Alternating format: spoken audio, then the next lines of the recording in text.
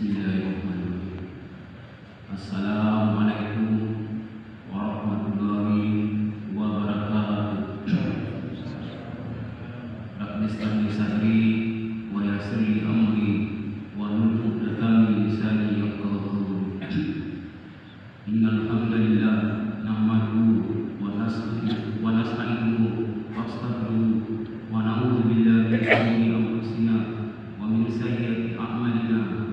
May yahdihillahu fala mudilla lahu wa may yudlilhu fala hadiya lahu. Asyhadu an la ilaha illallah wahdahu la syarika lahu wa asyhadu anna Muhammadan abduhu wa rasuluhu la nabiyya ba'dahu. Allahumma shalli ala Muhammad wa alihi wa ashabihi wa man tabi'ahum bi ihsanin ila yaumil. Bapak-bapak, ibu-ibu rahimakumullah. Segala puji dan syukur kita ucapkan kepada Allah Subhanahu wa taala, Rabb semesta alam, yang telah mencurahkan kenikmatan karunia-Nya yang tak terhingga dan tak terputus sepanjang masa kepada makhluknya, baik berupa kesehatan maupun kesempatan, sehingga kita dapat menghadiri sholat subuh berjemaah pada pagi ini. Kemudian semoga salawat dan salam tercurahkan kepada uswatun kita, pembimbing kita, yaitu Nabi Muhammad SAW, dengan berkat perjuangan beliau sehingga kita mendapatkan cahaya keislaman yang membebaskan kita daripada kejahilan dan kehinaan. Kemudian salawat semoga tercurahkan juga kepada keluarga dan sahabat dan pengikut-pengikutnya sampai pada akhir zaman. Bapak-bapak, ibu-ibu rahimakumullah. Pada pagi ini saya akan mencoba membahas mengenai adab terhadap kalamullah atau adab terhadap Al-Quranul Karim. Al-Quran adalah kumpulan kalam-kalam Allah yang berisi syariat-syariat kepada hamba-Nya, yang dimana tidak ada keraguannya, sebagai firman Allah, A'udzubillahi minasyaitonir rajim. Zalikal kitabul la raiba fihi. Kitab ini tidak ada keraguan di dalamnya, tidak ada kebatilan, tidak ada subhat. Kalau kita berbicara dengan mensandarkan kepada Al-Quran, kita akan berbicara dengan benar. Kalau kita berhukum dengan Al-Quran, kita akan berhukum dengan secara benar. Oleh kerana Al-Quran adalah diturunkan dari Zat yang Maha Sempurna, oleh kerana itu kita harus tahu adab-adab terhadap Al-Quran. Yang pertama, ketika membacanya dalam keadaan sempurna, suci, duduk menghadap kiblat, sopan, dengan penuh ketenangan. Para ulama mengatakan suci di sini adalah suci dari hadas kecil maupun hadas besar. Makanya perempuan yang haid tidak diboleh memegang mushaf Al-Quran, tetapi ada solusinya, yaitu dengan memegang HP yang ada program aplikasi Quran di dalamnya, sehingga para wanita haid atau yang junub bisa membaca Quran, tapi dengan syarat harus tetap berwudu.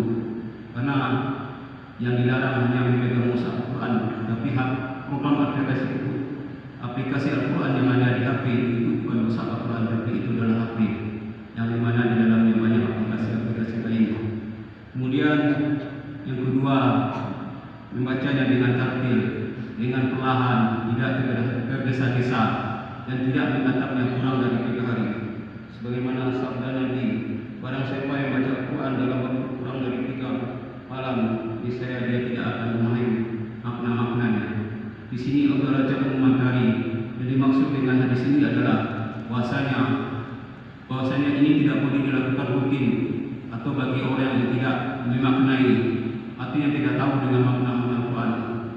Mungkin kita pernah mendengar bahwasanya Imam Syafi'i mengkhatam Al-Quran dalam 1 hari itu dilakukan 2 kali.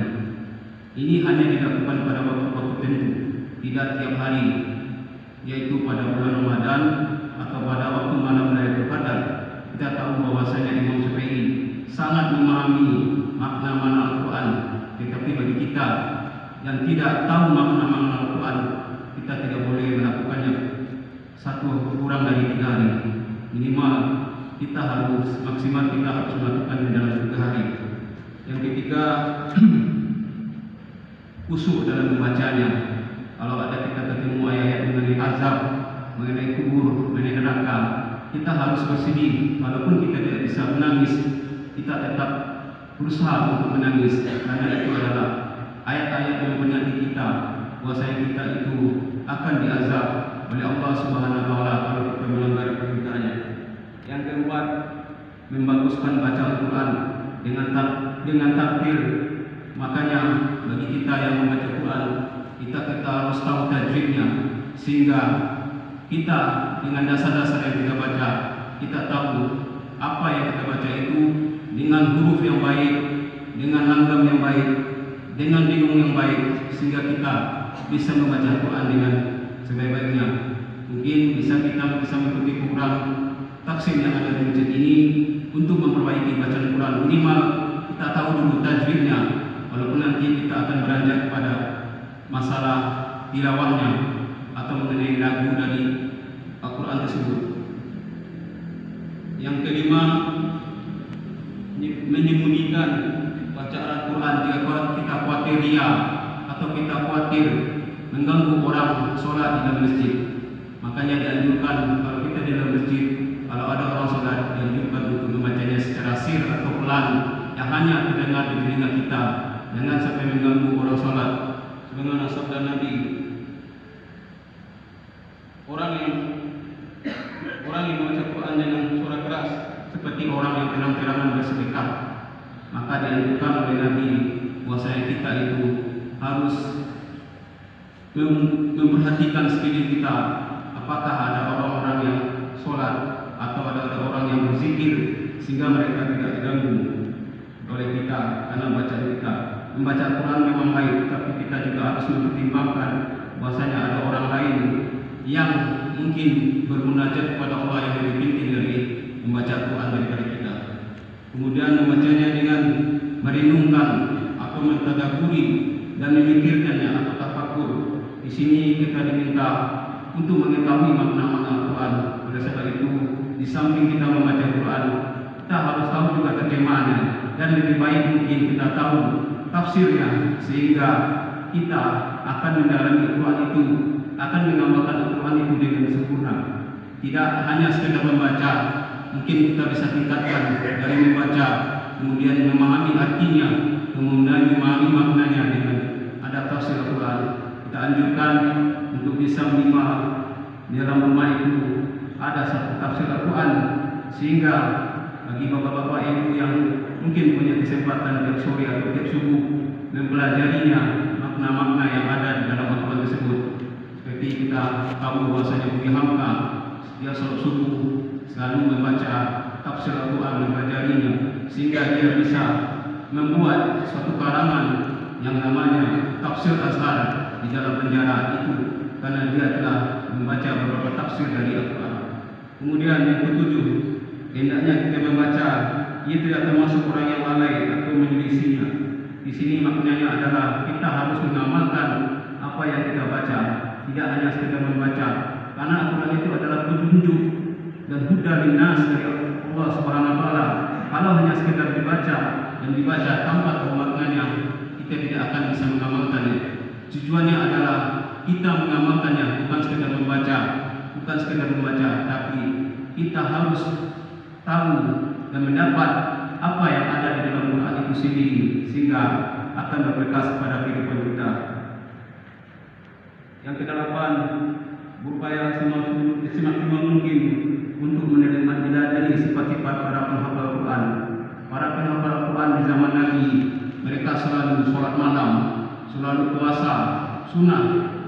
Pada saat ini kesempatan kita ada bulan Dzulhijjah, itu puasa di bulan Dzulhijjah dari tanggal 1 sampai tanggal 9, ditekankan pada hari Arafah, karena puasa di bulan Dzulhijjah itu lebih baik daripada jihad fisabilillah.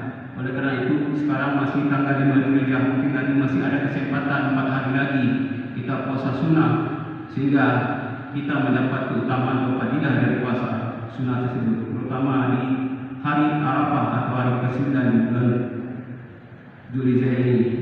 Mungkin hal-hal yang demikian harus kita perhatikan adab-adabnya, karena adab Al-Quran tersebut menjadi pedoman bagi kita untuk bermunajat kepada Allah.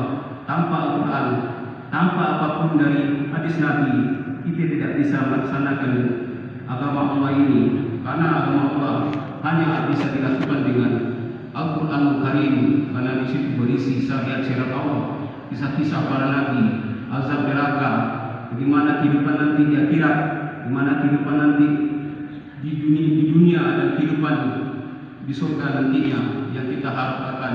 Semoga apa yang kita idam-idamkan, yaitu surga yang Allah, semoga kita bisa melaksanakan sampai tujuan kita kepada tersebut dengan petunjuk daripada Al-Quran. Mungkin itu saja yang saya dapat sampaikan pagi ini. Mohon maaf